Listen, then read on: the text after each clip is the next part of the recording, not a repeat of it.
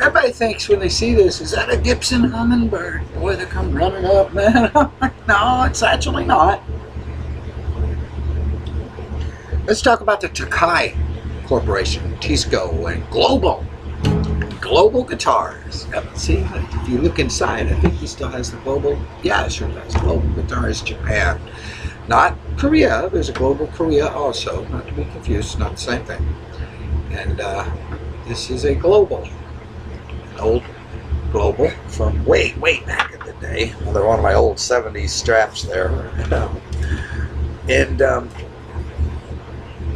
Well, it was a gift. A tip.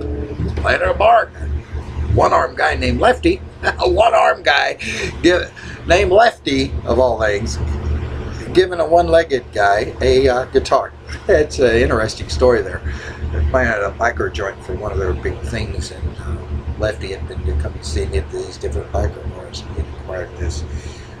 This is a 60s model made by Tokai Corporation. As I've said before, you know, doesn't matter what the name says, you know, generally they were all made by the same people, unless you're a big star. If you buy an Ibanez Gem, you're not getting the same thing that Steve Vai plays, okay? Ed Roman made all of Steve Vai's guitars and just put the name Ibanez on them because Ibanez is endorsed thingy, you know.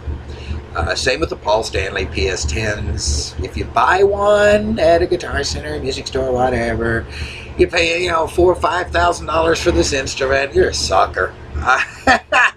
Court built every damn one of them. The ones Paul Stanley plays, no, he wouldn't touch that shit. He's playing stuff that was all built by Ed Roman. You know, back in the day, I mean, everybody did ghost building, and they still do to this day. Everybody does ghost building. Most of the time, you know, they pull up these factories. It doesn't say Ibanez. It doesn't say Gibson or Fender on it. What it says on the door and on the guy's paycheck that works there is Court or Samick or Peerless.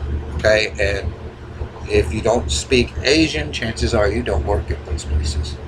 Okay. Most of the real stuff that was made in the United States, Gibson doesn't even have a luthier good enough to build that stuff. Okay? The stuff that like Billy Gibbons and all these guys play are built by Ed Roman or Tom Anderson, one of those guys. No, I don't mean the guy that played on the Roseanne TV show either. He's a luthier named Tom Anderson.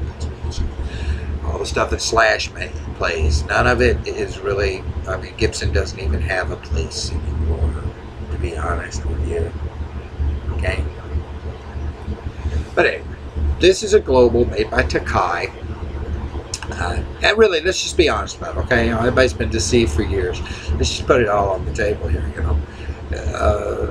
If you pay $5,000 for an instrument, and they tell you it's made in USA, chances are it isn't. And it was made by the same people. If you go, you know, walk into a Guitar Center, you know, they got all the stands with all the guitars in them. Walk over to the next aisle and you can see something that looks just like it with a different name on the headstock. And it only costs $200. But the one over here with that name on the headstock costs $3,000, you know. You're being deceived, okay? If you want to get the stuff that these big stars actually play, you got to pay the big bucks to the luthiers, or you wait for the big star to run out of dope money and pawn his shit. You try to get it that way. Yeah. You know, we live in a world where worldwide corporations have pretty much lied to everyone, and all those lies are coming out over time. These are things that, you know, me and Michael Brawls, a few of us have known for years because we used to have endorsers and stuff. I always liked Peavey because it was actually made here. We could go down to the Peavey plant and shake Hartley Peavey's hand and have some barbecue with him or whatever, walk back in the factory and see actual Americans working, building the stuff that we would be taking out on stage later that week when it was done, you know. Hartley was using swamp ash and locally found resources. Now, look, Meridian, Mississippi, I think only had one 2-lane road going in and out of it when Hartley first started, you know. But, you know, even that, it's Samick, I think, is building all of the peaky stuff today. So even that's gone. And that's why I collect all the old Harmony stuff and the Silvertone and the stuff that's made in USA. It was made in Chicago. I try to collect that stuff. The Fullerton, California Fender stuff. Kalamazoo, Michigan Gibson stuff. Heritage was the name of the actual plant that was building all the Gibson and Gretsch and stuff.